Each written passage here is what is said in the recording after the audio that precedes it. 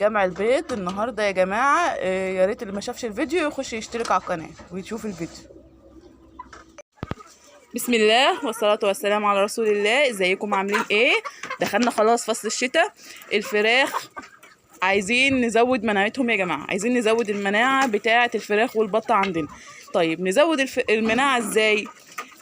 او نرفع المناعه حتى عشان خاطر لما كوقايه من البرد والرشح والخنفره اللي في الفراخ. وممكن تلاقي كمان فرخه كشت كده مره واحده، يبقى هي دخلت على دور برد، فنبعدها عن باقة الطيور. يا ريت اللي عنده فرخه كشه يبعدها عن باقة الطيور، ويبتدي ان هو يدي للطيور رافع مناعه موجود عند العطار ومفيد جدا للفراخ وللبط وكل انواع الطيور اللي انت ممكن بتكوني بتربيها.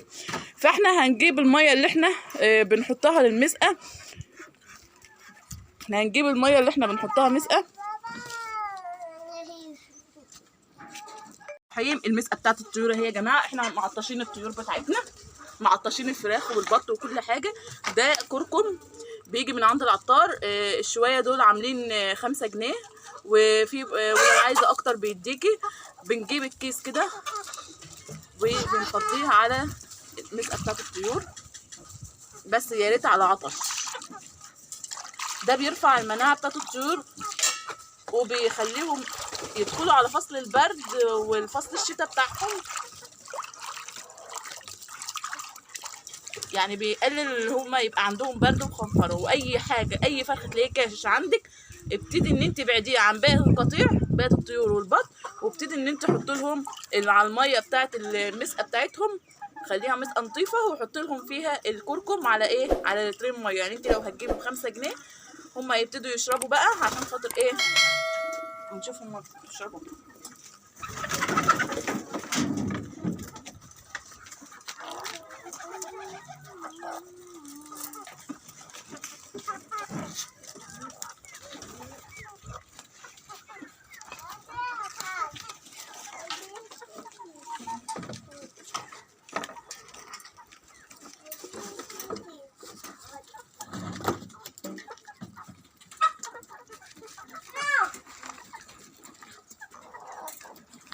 حاجة يعني بسيطة جدا.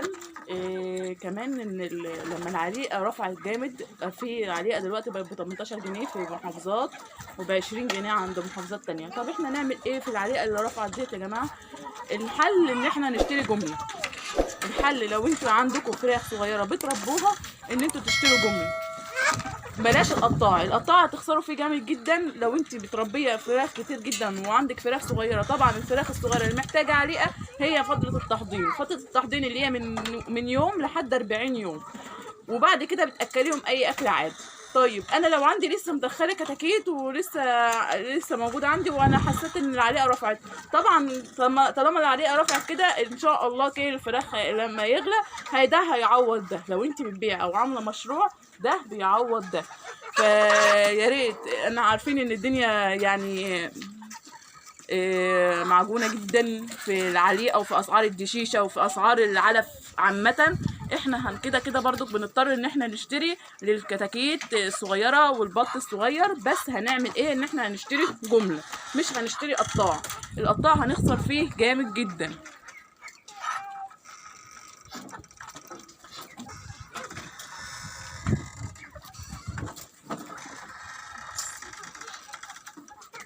وبنتكلم عن مشاكل اللي بتواجه الحمام وكل شيء هتلاقيه عند القناه بتاعتنا.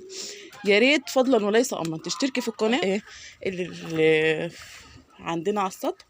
بسم الله الرحمن الرحيم. اللهم صل وسلم وبارك.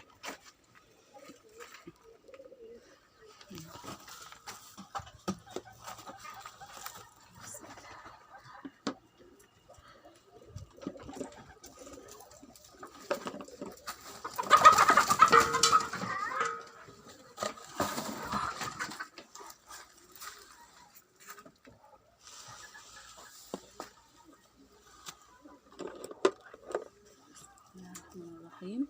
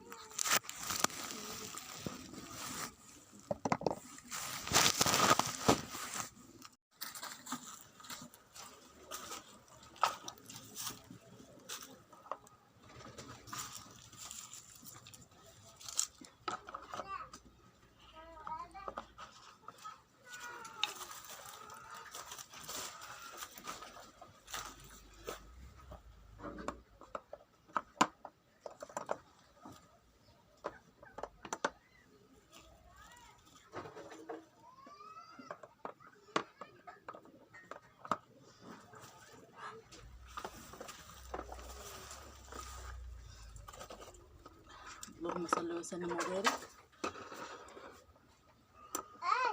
يا جماعه المشروع تربيه الطيور ديت والله بجد والله بجد مربح جدا للجماعه اللي عايزين يعملوا مشاريع تربيه حتى الفراخ البلدي او البط.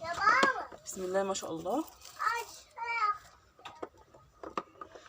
احنا هنطلع لكم فيديو تاني برضك عن ايه احلى انواع فراخ للتربيه اللي انت ممكن ان انت تجيبيها وتربيها في البيت وتنتجي فراخ البيت كتير كل يوم او حتى يوم ويوم، لان الصحه برضك ما يتمصنع بيت.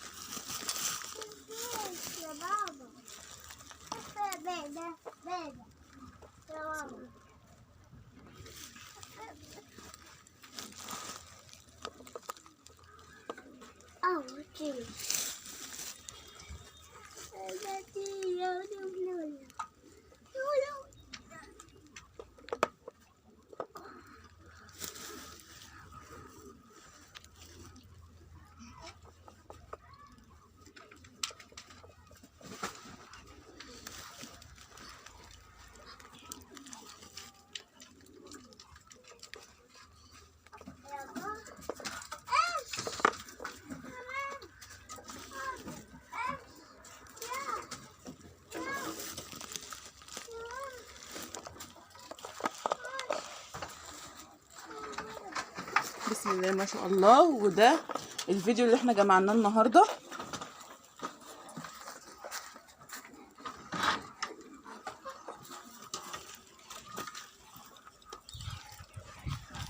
ده الفيديو اللي احنا جمعناه النهارده.